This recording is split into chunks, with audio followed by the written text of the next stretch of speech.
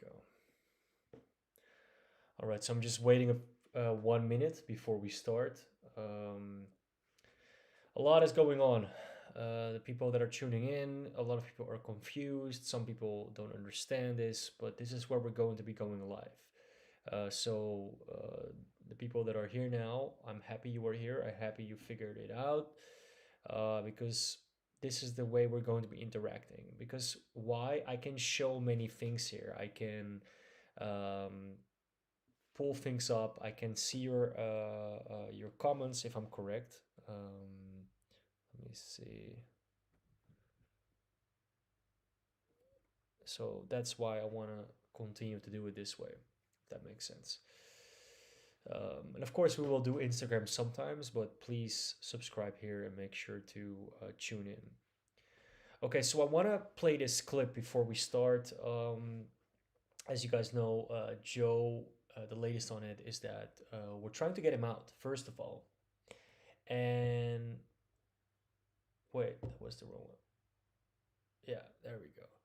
We're trying to get him out, and we're working hard behind the scenes. And I want to have this opportunity every week to kind of like update you when I speak to him, what is new, what is going on. Also, kind of like interact with you guys. So that's why I am wanting everybody here, so I can see you and I can communicate with you. Before we start, I just want to play a clip. And John Phillips shared that, and it's basically showcasing some of the latest footage we have, and then I want to tap into a little bit of what has been going on with Joe and how is his health condition and everything else. So let's see. Joe Exotic is still fighting to be free. His attorneys are arguing that the Tiger King's sentence should be drastically cut. They went before an appeals court and are now waiting on the judge's decision. Fox 23 investigative reporter Jana Clark has been following Joe's case for years and keeps in touch with him by letter and on the phone. She has this follow-up Fox 23 investigation. May it please the court, your honors. My name is Molly Palmer, and I represent Mr. Maldonado Passage in this appeal. In this audio recording, that's Molly Palmer, one of the Tiger King's attorneys, arguing in federal court. I've talked to his other attorney, John Phillips, a lot about Joe's case. Joe looks at the same four walls every day and is maddened by it. They filed this appeal back in April with the 10th Circuit Court of Appeals, but his attorneys just got to argue in court last week before a group of judges that Joseph Maldonado Passage's 21-year sentence is too long. The district court imposed both an unconstitutional and an unreasonable sentence. In 2019, Joe was convicted of animal-related charges and hiring someone to kill Carol Baskin. Hey, all you cool cats and kittens. She runs a big cat sanctuary in Florida. Joe's attorneys argue he's being punished twice. There were two murder-for-hire convictions, one related to Alan Glover, the teardrop tattoo guy, and one related to an FBI informant. It's our position that neither one of them were valid, but he was convicted of both of them. And so there's an issue because they were all one plot to kill Carol Baskin, whether that should have a double sentence, whether they should be sentenced separately. And what was your argument and why? That the court is continuing to unbundle them and treat it as two separate incidents. And we feel that it should be one incident. And that would potentially swing Joe's conviction, 10 years. That would cut his sentence in half, basically. It would. It would. I was in Oklahoma. Okay, so this is interesting, right? What he's saying here. I wanted to share this because that's one thing. But if we look at the case and we analyze it and we see how he basically was kind of like lured into this idea of murder plot for hire charge, and that's kind of like a separate conversation that we had before. But right now, what he's saying, it's also two separate cases that they should be looking into. And one step back, like if you look into the case, why is he even convicted, right? It's like it was a setup, and we have the evidence right now. So let's continue to play it and see where we go.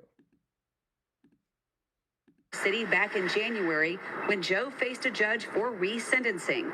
They only took 1 year off his sentence. Now he's looking at 21 years. One of his supporters told me she didn't think it was fair and that Joe's done enough time. I believe he needs to be released for justice because it's just sad. Do you think he hired somebody to kill Carol Baskin? Absolutely not. No. At the time, Molly said they were ready to fight it out in court. We are going to appeal the sentence. Here's Molly last week arguing that appeal. It is solely Mr. Maldonado's sentence that forms the basis of this appeal. It is his sentence that is multiplicitous, thereby violating the double jeopardy clause of the U.S. Constitution. And it is his sentence that is both procedurally and substantively unreasonable. In Joe's many letters, he told me all about his case. In one of his most recent letters, he said his attorneys have gotten so much evidence that the federal agents, the assistant U.S. attorneys in Oklahoma City that took me to trial, all knew their witnesses were lying under oath. In phone calls, Joe's repeatedly told me he never hired anyone to kill Carol. I just want people to know that I'm innocent, and God knows how many other innocent people are in this system because the government is more concerned about a percentage of conviction rate rather than justice. And at the end of all of this, I want the world to know that I'm innocent. Last year, I told you Joe was diagnosed with cancer. Then in May, he wrote this. By the time you get this, I will... So just a quick update on that. He tells me still every day that he's puking. And he obviously is going through that recovery and everything. But it's heartbreaking to hear that. And, you know, he sends me his blood test and everything that's been going on. So I'm just like telling him, like, you know, to keep fighting, to keep hope, and to continue to fight the good fight. And like he said, God knows how many more innocent people are in there as part of the system. And this hits very home because I've seen it to myself and, you know, a lot of people close to me as well, that they got like accused of things and falsely. And sometimes the setup is so well done that it's very hard to prove your innocence. In this case, it's become a lot easier because there's so much proof. But still, the fact that he's still in there breaks my heart. And that's why I'm fighting for him, because I want him to be out as soon as possible. Done my last 7 radiation treatments. I'm down to 160 pounds and have seizures more often. This has been very hard on my body. John says Joe is now cancer-free. How is he feeling at this point? I mean, Joe survived cancer, right? So Joe has all the things to be happy, but the problem with surviving cancer is it tore down his immune system. The fact that he had cancer took its toll. It did. John says they could be waiting several months on the appellate judge's decision. How did you think it went? I think it went okay. It was handled by Molly Parmer, my brilliant co-counsel. And, you know, they asked tough questions. And again, the problem is we weren't there for trial. And we weren't there for the first appeal. We're trying to back cleanup. Whether they get the decision they want or not, John's ready to fight for a new trial. He's already filed the motion for it. I want to get to the meat of the coconut, as they say. I want to get to the motion for a new trial that was filed with its hundreds of exhibits, the affidavits discussing perjury, witness collusion, you know, the fact that 2 of the tigers that Joe allegedly shot were alive after he was convicted. They were found in Tennessee, which shows Cowie either was drunk or lied. I want to get to all of that. Is there anything in your office that reminds you of Joe? I mean, I have Joe things everywhere. I've got his pocket watch. John first mentioned that pocket watch at Joe's resentencing hearing. I picked up some of Joe's belongings this week, and I brought his pocket watch. You know, it's time for justice. I still believe in the guy. Here, Joe sits on a double-decade sentence, and, you know, it's just not fair. I'm holding my own. I'm a fighter. I want to be proved innocent. I want to go start a new life and live past this. And I've been through hell. I've repeatedly asked prosecutors for interviews. So far, they haven't wanted to make any comments.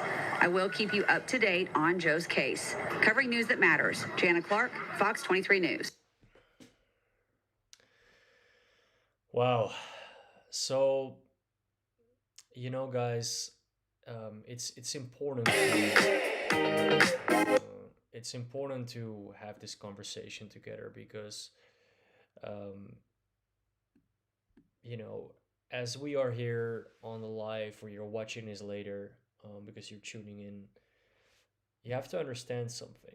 We're like out here in freedom while somebody out there is innocently in jail, prison, and he's thinking about us. He's wondering, what are we doing when is he getting out? So I think that you have to ask yourself, what would you do and what would you require if you would be in a position, right? You need people to have stand up for you. You need a voice. So let's do that for him too. All right, guys. Love you all. And make sure to tune in every week. It will be the same time. I know this is obviously new. So just kind of like put it in your calendar, 10 p.m. Central European time and 6 p.m. Eastern. All right. So, and also if you have any questions, just ask on my social or put it in the comment section and we'll answer all those questions and we'll get prepared. And any updates from, Joe, we will